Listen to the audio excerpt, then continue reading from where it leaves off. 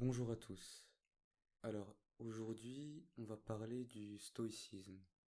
Le stoïcisme est une philosophie fondée au IIIe siècle avant notre ère en Grèce antique.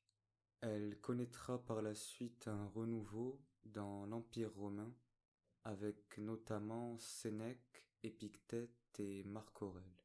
Pour rentrer dans la philosophie stoïcienne, il convient d'abord de s'attarder sur la cosmologie qui lui est reliée.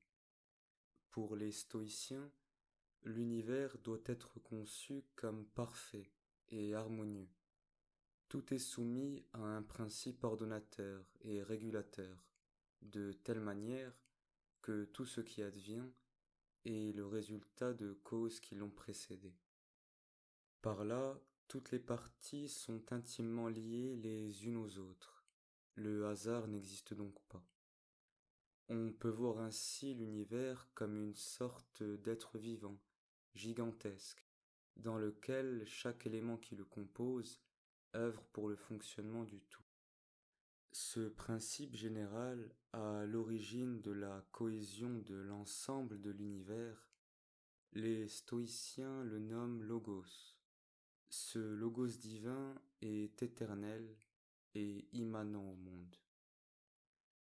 Maintenant que l'on a décrit cet univers, on peut se demander comment à partir de ce constat comprendre l'existence du mal. Comment peut-on concilier cette perfection inhérente à l'univers et le mal qui paraît émaner de celui-ci? Comment donc concilier la perfection et le mal? En fait, pour les stoïciens, il faut comprendre que le mal n'est pas tant dans les éléments qui nous entourent que dans l'opinion que l'on a de ces éléments. Quand je dis opinion, je veux dire par là que le mal découle d'un jugement erroné.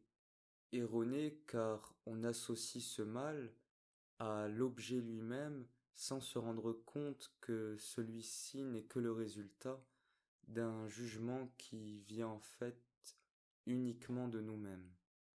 Tout ce qui advient, advient pour une raison.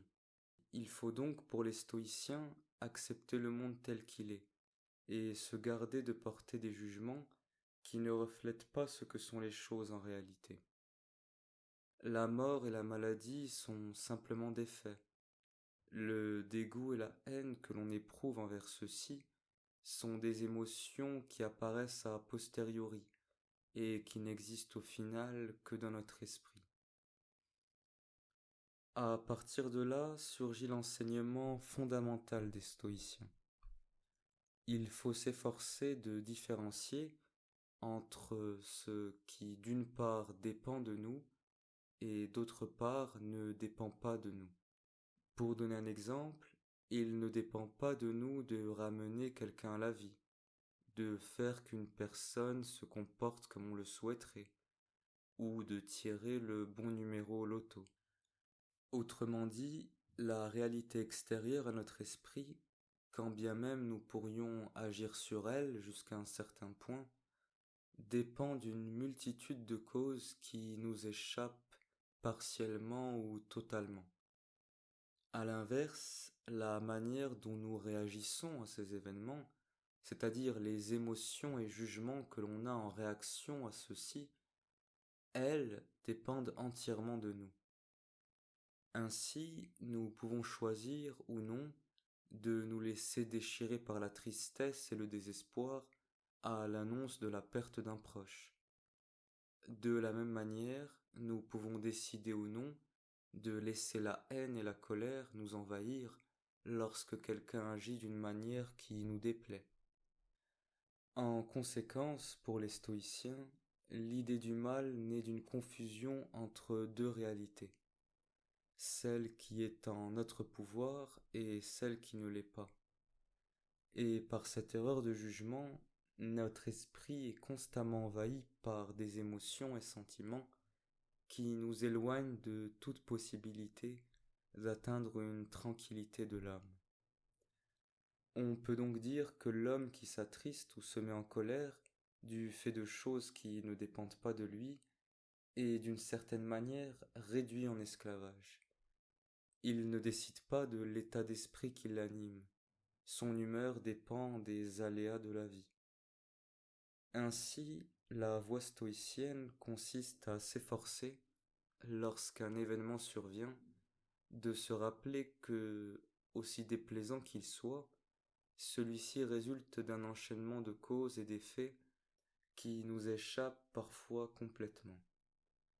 Je peux donc prendre en haine tel homme qui m'insulte dans la rue, mais il est aussi fort probable que si j'avais connaissance de l'ensemble des causes l'ayant amené à se comporter de telle manière, je comprendrais sur le coup que mon ressentiment n'a strictement aucun sens. Quant à la mort, nous devons sans cesse garder à l'esprit que les êtres que nous chérissons sont par définition des êtres mortels, c'est-à-dire qu'ils sont tous susceptibles de disparaître. Il en va de même pour nos biens matériels ou pour le poste que nous avons dans telle entreprise. En fait, nous devons voir ces choses-là comme des emprunts que nous faisons à la vie. Ainsi, ils peuvent nous être repris à tout moment. Pour faire simple, il faut se dire que nous ne perdons jamais quelque chose, mais que nous le rendons. S'imaginer que l'on possédera éternellement ce que nous chérissons est une erreur, car on ne peut savoir ce que nous réserve l'avenir. Nous devons donc, par la raison, tenter de modifier les liens spontanés que nous tissons entre les choses et qui sont au final à l'origine de réactions irrationnelles qui nous déchirent intérieurement. C'est par cette pratique que nous pouvons nous libérer des opinions fausses et des passions qui troublent notre esprit et qui par là nous rendent la vie si pénible. L'homme doit vivre en accord avec la nature, c'est-à-dire en accord avec la réalité du monde. Or, à la différence des animaux, l'homme ne suit pas seulement son instinct, mais il est doté d'une raison.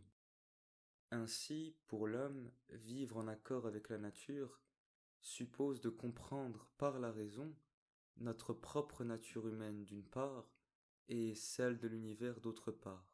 Par la suite, il faut cerner la relation que l'homme lui-même entretient avec l'univers. En comprenant l'ordre des choses qui animent le monde, l'homme peut finalement se libérer des émotions qui l'assaillaient jusqu'alors. C'est donc par le fruit d'un long effort, d'une longue pratique, que l'on peut engendrer une réconciliation avec le monde et ainsi vivre en paix. Sur ce, je vous dis merci pour votre écoute et à très bientôt pour une prochaine vidéo.